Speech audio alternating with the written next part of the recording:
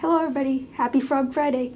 My name is Carly and today I will be doing a wrap-up of all the books that I read in January. January was a big nonfiction reading month for me because one of my main goals for 2023 is to read more nonfiction and learn about topics that interest me.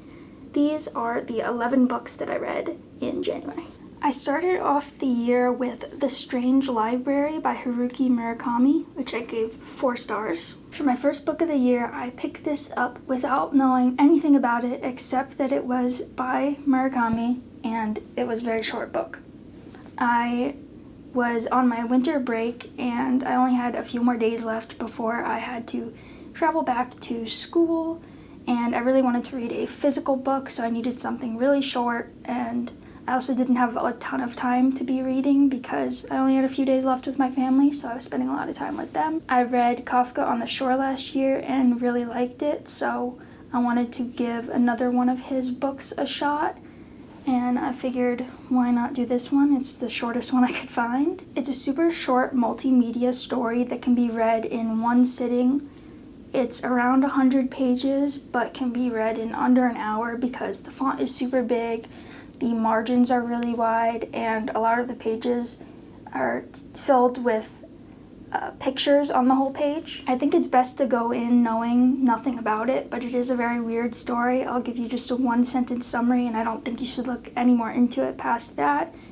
It is a fever dream-like story about a boy who gets lost in a maze-like library. The next book I picked up was The Final Empire by Brandon Sanderson, which I ended up giving 4 stars as well. This is the first book in the Mistborn trilogy and is about a thieving crew who attempts to overthrow an authoritarian ruler by infiltrating the noble class and pretending to be one of them. I really like the concept of the allomancy magic system where each metal type correlates to a different power. I thought that was really cool. This book was a big step for me to read because I'm kind of scared of series.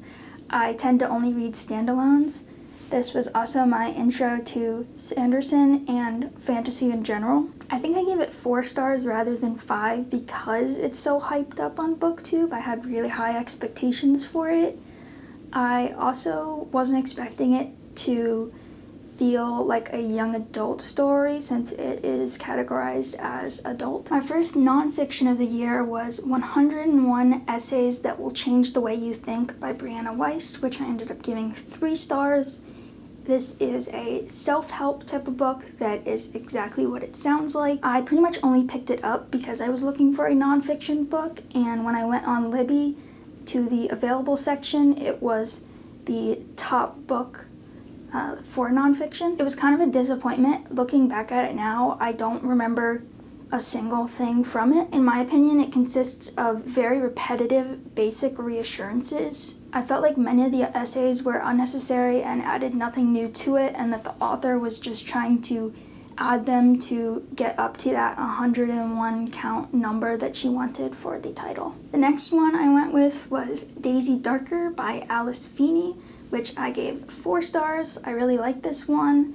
I would recommend this to someone that enjoys the plot of Agatha Christie's And Then There Were None, if you like the retellings or different versions that follow the same plot structure as that but are slightly different. It's that same one-by-one trope, but it all takes place within one family. The whole family, named the Darker family, reunites on their family's island to celebrate their Nana's 80th birthday.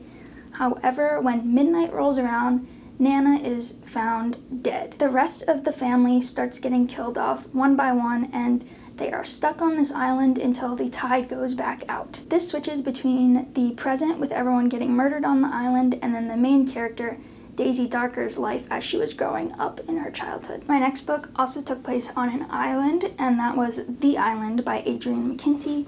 This one I only gave 3 stars. You're following a family who's on vacation in Australia when something goes terribly wrong and they get split up from each other, and they have to both run and hide for their lives from the locals who want them dead.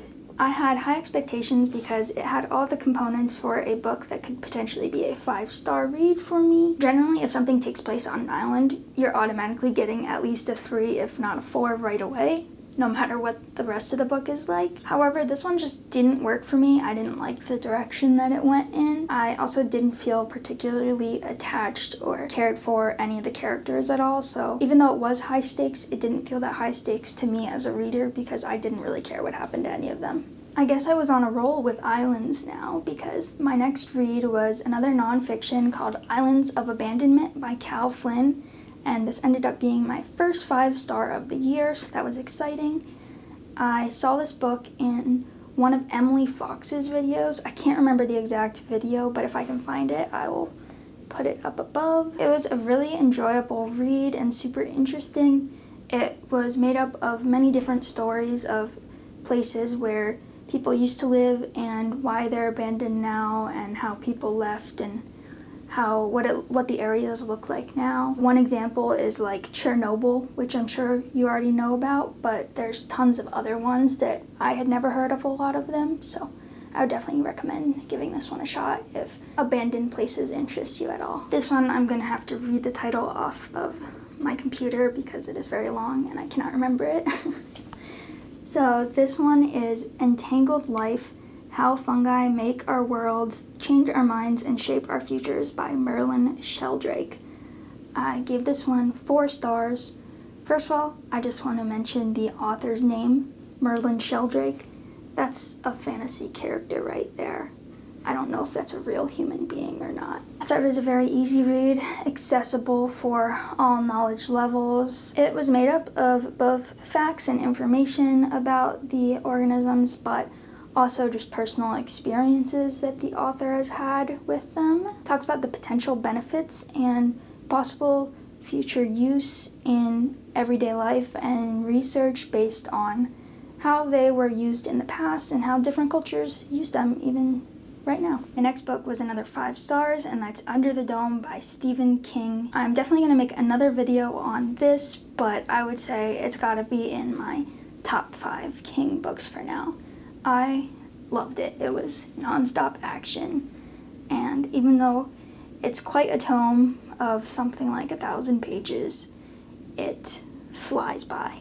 One day, a force field-like dome comes over the entire town of Chesterville, Maine. The story follows the people within the town as they descend into chaos and anarchy much quicker than you would expect, as people start taking advantage of the fear of the situation and make grabs for power. At the same time, from the outside, the military is trying to understand what the dome is and how to take it down. I continued on with another 5-star read with Frogs, the Animal Answer Guide by Mike Dorcas and Whit Gibbons. This is a quick and accessible read. It's a very basic intro to frogs if you've ever wanted to know anything about it. Read it if you're interested in them at all, really. It's organized by questions you may have about frogs, like how do they communicate, how do they mate, and it's split into sections like conservation, mating, feeding. They go over really every aspect of frogs at a basic level. And you can read little chunks at a time because each question is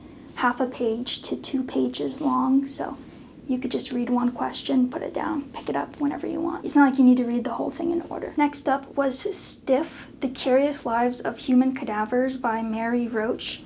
This one I only gave a 3-star. This one was not as interesting as I was hoping, but it explores how human bodies are used and treated in the field of science after death. I did learn some interesting things that I had not considered before, like the fact that your body could be used for literally anything when you choose to donate to science. I'm not sure about you, but when I think of donating a body to science, I think of someone's body being in a medical school classroom doing a dissection or something like that. However, sometimes they're used for crazy violent things like ejecting them out of a car for car safety tests for seatbelts and things like that, or shooting them in the head to see how effective helmets are against projectiles. I also learned that many med students never get personal experience working on a human body before graduating, which is something that I had just assumed they get to do. It was combined with information like this, which I enjoyed reading, but also personal anecdotes and side stories that I wasn't as interested in. My last book of the month was Why We Meditate, The Science and Practice of Clarity and Compassion by, I hope I don't butcher this, but Tsoknyi Rinpoche and Daniel Goleman.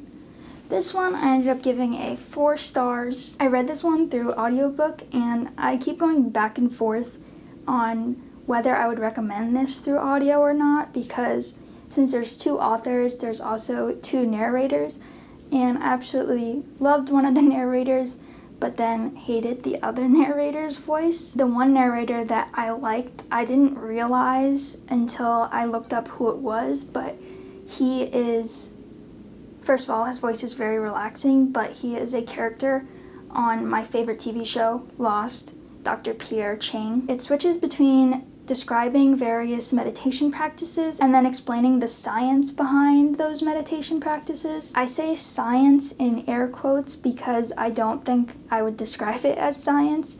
It was more just personal anecdotes of how the author got into meditating rather than any type of research-based information about it. And that's it for January. That is all the books I read that month. I will put up a summary of all the books here with their ratings. I hope you enjoyed this video. For today's frog fact, I will be telling you about the Goliath frog, which is the world's largest frog. It can weigh 7 pounds and be a foot long. These frogs live in Africa and are commonly hunted for food because of their large size.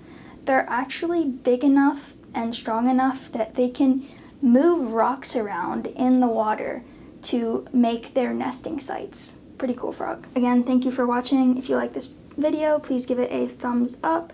Comment down below what you thought of any of these books if you've read them, and what your favorite book that you read in January was. Also, please consider subscribing. I will be posting videos every Frog Friday. Goodbye, everyone.